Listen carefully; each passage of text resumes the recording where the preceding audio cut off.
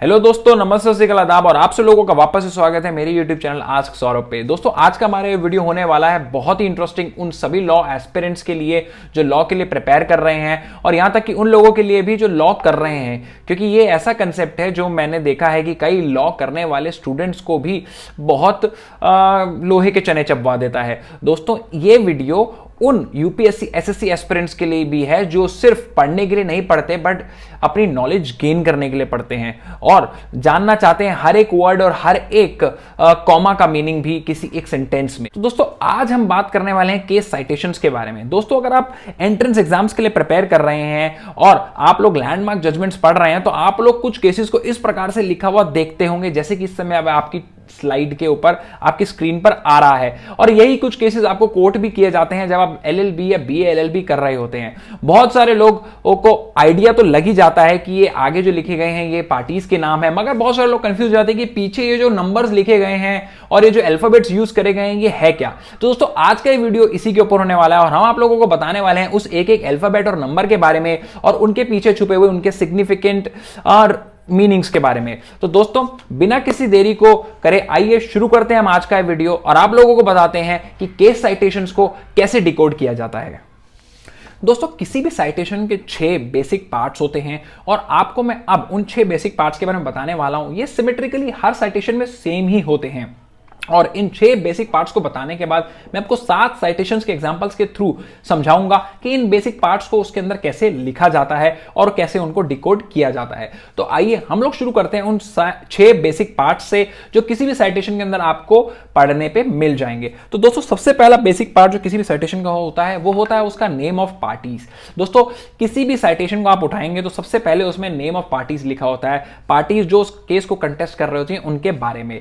वो पिटिशनर और डिफेंडेंट हो सकते हैं या फिर अपेलेंट और रिस्पोंडेंट हो सकते हैं। हमेशा पिटिशनर और अपेलेंट का नाम पहले लिखा जाता है और रिस्पोंडेंट और डिफेंडेंट का नाम दूसरे नंबर पे लिखा जाता है। तो अगली बार आप अगर किसी भी साइटेशन में पार्टीज का नाम पढ़ें तो पहला नाम हमेशा पिटिशनर और अपेलेंट का होता है और दूसरा नाम हमेशा रिस्पोंडेंट और डिफेंडेंट का होता है। दोस्तों, दूसरा बेसिक पार्ट जो किसी भी साइटेशन का होता है वो होता है नेम ऑफ रिपोर्टर्स। दोस्तों, नेम ऑफ रिपोर्टर्स को पढ़ने के लिए आप लोगों को थोड़ा सा हिस्ट्री में जाना पड़ेगा और आप लोगों को जानना पड़ेगा कि रिपोर्टर होता कौन था। तो historically the term reporter was used to refer to the individual person who actually compile, edit and publish such opinions. तो दोस्तों, क्या होता था कि पहले के जमाने में हर कोर्ट के अंदर एक ऐसा इंडिविजुअल पर्सन होता था जो केस को रिपोर्ट करता था, उसकी प्रोसीडिंग्स को रिपोर्ट करता था एक रिपोर्ट के अंदर। तो दोस्तों, अब वो इंडिविजुअल्स की जगह ले ली है हमारे बहुत सारे लॉ जर्नल्स और बहुत सारी एंटिटीज ने। अब वो इंडिविजुअल एक कंपनीज बन चुकी हैं और इंडिया के अंदर इसी प्रकार से बहुत सारे लॉ रिपोर्टर्स हैं और उनका पीडीएफ आपकी स्क्रीन पे आ चुका है। आप चाहें तो अपनी वीडियो को पॉज करके इन सारे पीडीएफ का स्क्रीनशॉट ले सकते हैं, नहीं तो मैं डिस्क्रिप्शन बॉक्स में इन सब इस पीडीएफ का लिंक भी डाल दूंगा। आप देख सकते हैं इन सब स्क्रीनशॉट्स के अंदर पहला लिखा गया एब्रीविएशन जो साइटेशन में यूज किया जाता है और उसकी एब्रीविएशन के साथ में लिखा गया उस लॉ रिपोर्टर का नाम जो कि इस एब्रीविएशन का मतलब होता है। तो दोस्तों, इंडिया की सबसे पुरानी reporter firm all India reporter है। आप इस समय अपनी स्क्रीन पे ऑल इंडिया रिपोर्टर की बुकलेट का एक फोटो भी देख रहे होंगे। तो दोस्तों, इसी प्रकार से बहुत सारी रिपोर्टर फॉर्म्स इंडिया के अंदर हैं जिसके एब्रीविएशंस और फुल फॉर्म्स मैंने डिस्क्रिप्शन बॉक्स में लिंक में पीडीएफ में भी डाल दिए हैं और इस वीडियो के अंदर उसके स्क्रीनशॉट्स भी शेयर कर दिए हैं। दोस्तों, तीसरी चीज जो किसी भी साइटेशन में होती है वो होता है नेम ऑफ कोर्ट और नेम ऑफ कोर्ट के अंदर उसका एब्रीविएशन यूज किया जाता है। जैसे कि सुप्रीम कोर्ट के लिए यूज किया जाता है एससी, उसी की तरीके से कैलकाटा हाई कोर्ट के लिए किया जाता है सीएएल और उसी तरीके से इलाहाबाद हाई कोर्ट के लिए किया जाता है एएलएल। दोस्तों, ये सारे एब्रीविएशंस आपको इंटरनेट पे हर जगह मिल जाएंगे और आप उनको रिसर्च करके उन कोड्स को डिकोड कर सकते हैं। दोस्तों, चौथी चीज जो किसी हर साइटेशन में पाई जाती है वो होता है ईयर ऑफ जजमेंट, यानी किस साल के अंदर उस केस का जजमेंट आया है वो भी आपको हर साइटेशन के अंदर दिख जाएगा। दोस्तों, चौथी चीज जो होती है किसी भी साइटेशन के अंदर वो होता है page number of first page of reporter. यानी एक रिपोर्टर क्योंकि एक बुक होती है और उसके अंदर बहुत सारे केसेस होते हैं तो आपको किस पेज पे, किस स्पेसिफिक पेज पे वो first page of that case मिलेगा वही होता है लिखा हुआ उस साइटेशन के अंदर एक न्यूमेरिक फॉर्म के अंदर। दोस्तों, पांचवी चीज ये यूजुअली हर साइटेशन में नहीं होती, स्पेसिफिकली ऑल इंडिया रिपोर्टर की साइटेशंस में नहीं होती, मगर ये फिर भी मैक्सिमम बहुत सारे रिपोर्टर फॉर्म्स इनके बारे में लिखती हैं, वो होती है वॉल्यूम। यानी कौन सी भी वो किताब है, कौन सा वो वॉल्यूम उस किताब है का है जिसके अंदर आपको एक केसेस मिल जाएंगे। वॉल्यूम को डिफाइन करने के लिए मैंने 2 केसेस आपके लिए लिए हुए हैं और मैं उनको लैंडमार्क जजमेंट्स है और मैं उनको आपको दिखाता हूं कि कैसे उसके अंदर वॉल्यूम होता है और वॉल्यूम नहीं होता। आप देख सकते हैं Keshavananda Bharati versus State of Kerala का केस है। इसके अंदर Keshavananda Bharati versus State of Kerala लिखा गया है, जो कि नेम ऑफ पार्टी है। केशवनंदा भारती इसके अंदर जो है वो नेम ऑफ पार्टीज की तरह है और आप देख सकते हैं AIR इसके अंदर name of law reporter general है, जो कि ऑल इंडिया रिपोर्टर है। साथ में ईयर ऑफ डिसीजन आप देख सकते हैं 1973 है और SC का मतलब जो मैंने आपको बताया था कि तीसरा इंपॉर्टेंट जो उसके अंदर फीचर होता है वो होता है नेम ऑफ द कोर्ट। तो SC का मतलब है सुप्रीम कोर्ट ऑफ इंडिया में इसके ऊपर डिस्कशन डिसीजन दिया गया था। 1461 बिगिनिंग पेज नंबर है उस ऑल इंडिया रिपोर्टर के अंदर, जहां पे आपको एक केस मिल जाएगा। दूसरा केस आप देख सकते हैं SR Bommai versus union of India है। आप इसको ढंग से देख सकते हैं, इसके अंदर आपको वॉल्यूम दिख जाएगा जो कि 2 है। आप देखिए नीचे लिखा गया है SR बोमाई पेटिशनर थे, यूनियन ऑफ इंडिया रिस्पोंडेंट है। मैंने आपको पहले बताया था पेटिशनर पहले आता है, रिस्पोंडेंट बाद में आता है। 1994 जो है इसके अंदर द ईयर ऑफ डिसीजन है, 2 वॉल्यूम है और SCR एक रिपोर्टर है जो कि सुप्रीम कोर्ट रिपोर्टर के नाम से आता है। और 644 आप देख सकते हैं इसके अंदर है वो बिगिनिंग पेज नंबर, जिसके अंदर आपको सुप्रीम कोर्ट रजिस्टर के सुप्रीम कोर्ट रिपोर्टर के अंदर आपको ये केस मिल जाएगा। तो दोस्तों ये एक छोटा सा एग्जांपल था जिसके थ्रू मैंने आपको जहां पे वॉल्यूम होता है वो और जहां पे वॉल्यूम नहीं होता उसके बारे में बताया था। इसी के साथ साथ आपको मैंने 7 केसेस का एक PPT और बनाया है जो आपको डिफरेंट केसेस को एक्सप्लेन करने में मदद करेगा। तो आइए दोस्तों उन 7 PPT आपके स्क्रीन पे आ ही चुके हैं, मैं उनको आपसे डिस्कस कर लेता हूं।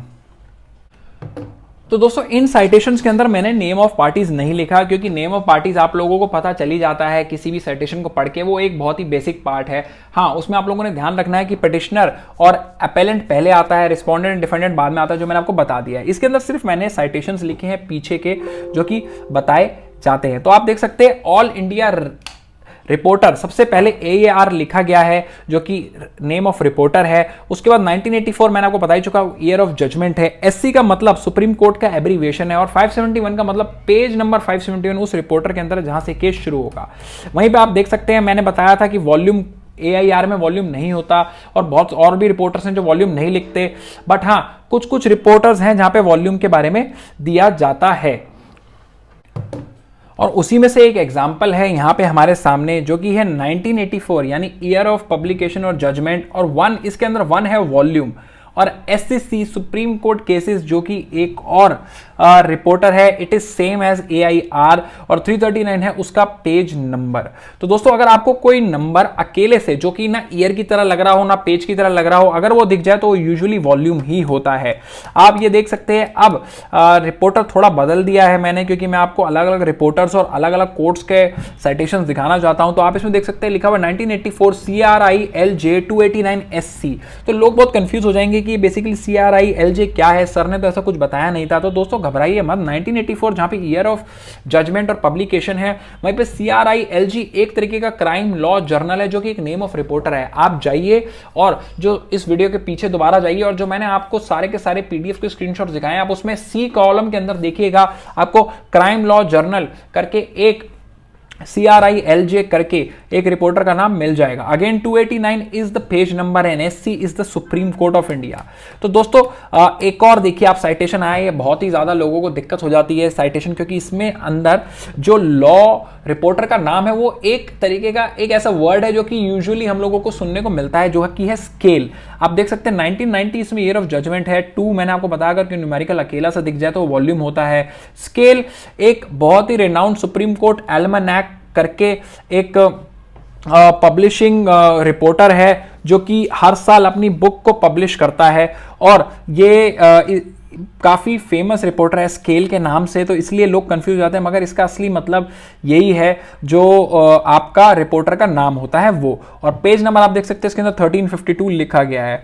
दोस्तों अब एक और लॉ रिपोर्टर है JT के नाम से जो कि जजमेंट्स टुडे है। अब इसमें आप देखिएगा ईयर बाद में चला गया है, नेम ऑफ रिपोर्टर आगे आ गया, लोग कंफ्यूज जाते हैं कि JT 1994 ये क्या लिखा गया है। तो दोस्तों अगेन घबराने की जरूरत नहीं है, ये अल्फाबेट जो है ये कि ये रिपोर्टर का नाम है, उसके बाद ईयर ऑफ ऑफ जजमेंट है, देन अगेन न्यूमेरिकल जो है वो वॉल्यूम है जो सिंगल ऐसी पड़ा हो, और एससी का मतलब सुप्रीम कोर्ट है, और पेज 374 ऑफ रिपोर्टर है। दोस्तों आपको कोर्ट बदल के दिखाता हूं, आप देख सकते हैं ये AIR 2004 डेल 31 है।